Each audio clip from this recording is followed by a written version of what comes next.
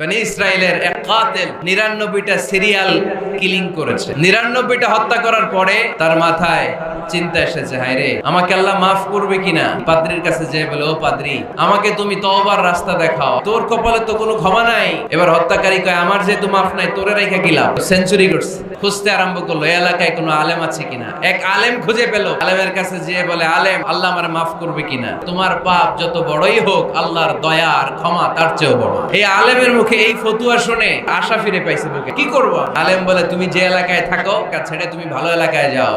ঘর থেকে বের হওয়ার সাথে সাথেই তার কাছে মৃত্যু চলে আসলো। রহমতের ফেরেশতারাও আসছে, আযাবের ফেরেশতারাও আসছে। রহমতের ফেরেশতারা বলে, আমরা নিব। আযাবের ফেরেশতারা বলে, আমরা নিব। আল্লাহ বলে, না, ঝগড়ার দরকার নাই, ফিতা দিয়ে মাপ দাও। ফেরেশতারা মাপ দিয়ে দেখে ভালো এলাকাটা একেবারে কাছে, আর খারাপ এলাকাটা যোজন যোজন কিলোমিটার দূরে। মুহূর্তের মধ্যে খারাপ এলাকাটারে দূরে পাঠাইয়া দিয়েছে কে?